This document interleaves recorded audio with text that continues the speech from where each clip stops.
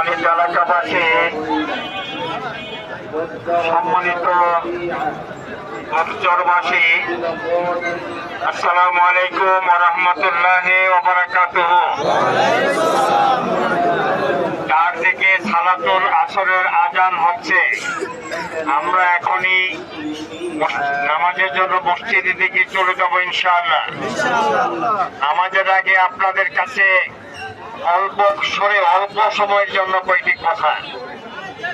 আপনারা সকলেই জানেন, দীর্ঘ 15 বছর 15.5 বছর এই দেশের মানুষ কিরকম জুলুম নির্যাতনের মধ্যে ছিলেন। দেশের মানুষ রাত্রে ঘুমাতে পারেনি। এই দেশের মানুষ স্বস্তিতে শান্তিতে ব্যবসা করতে পারে নাই। এদেশের চাঁদাবাজ লুটেরাদের জন্য মানুষ স্বস্তিতে ব্যবসা করতে পারেনি। আল্লাহ রাব্বুল আলামিন গত বছরের 5ই আগস্টের পরে এদেশের উপরে রহমত নাযিল করেছেন। স্বৈরাচারকে, ফ্যাসিবাদকে উৎখাত করেছেন। যারা এখন তখন ক্ষমতায় ছিল তারা দেশের টাকা পয়সা লুটপাট করে দেশ থেকে পালিয়ে গেছে, কিন্তু দেশের মানুষের জন্য করে, মানুষের ব্যবসা বাণিজ্য করার জন্য করে ব্যাংকগুলোকে খালি করে রেখে গেছে। আমাদের দেশের সকল অফিস আদালত সব কিছু ধ্বংস করে রেখে গেছে। ধ্বংস বিধ্বস্ত বাংলাদেশের উপরে দাঁড়িয়ে আমরা নতুন করে বাংলাদেশকে গড়ে তোলার জন্য চেষ্টা করছি।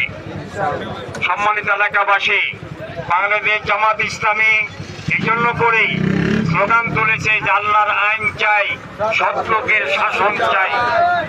দেশে যে আল্লাহর আইন চালু হয়, সৎ লোকের নেতৃত্ব প্রতিষ্ঠিত হয়, কোনোদিন দেশে কোনো অন্যায়, অবিচার, জুলুম, নির্যাতন আর থাকবে না। বাংলাদেশ জামাত ইসলামীর সম্মানিত আমির ডাক্তার শফিকুর রহমান সাহেব ঘোষণা করেছেন, আমরা গত বছর ফ্যাসিস্টের বিরুদ্ধে জিহাদ করে আমরা বিজয়ী হয়েছি। আমরা নতুন করে এক যুদ্ধ শুরু করেছি। নতুন যুদ্ধ হচ্ছে দুর্নীতির বিরুদ্ধে। বাংলাদেশে নতুন করে যুদ্ধ পরিচালিত হচ্ছে। এই যুদ্ধে আমাদেরকে বিজয়ী হতে হবে। এই জন্য বাংলাদেশ জামাত ইসলামী সারা দেশে জামাত ইসলামী আসন্ন নির্বাচনে তাদের প্রার্থী ঘোষণা করেছে।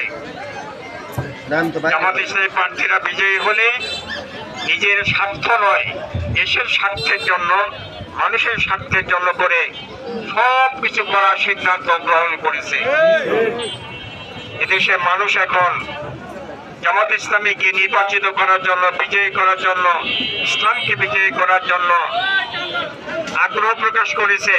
আমি আপনাদের সবাইকে জামাত ইসলামের সাথে একত্রিত হয়ে এদের ইসলামকে বিজয়ী করার জন্য ঐক্যবদ্ধ আহ্বান জানিয়ে কথা শেষ করছি। আসসালামু আলাইকুম ওয়া রাহমাতুল্লাহি ওয়া বারাকাতুহু।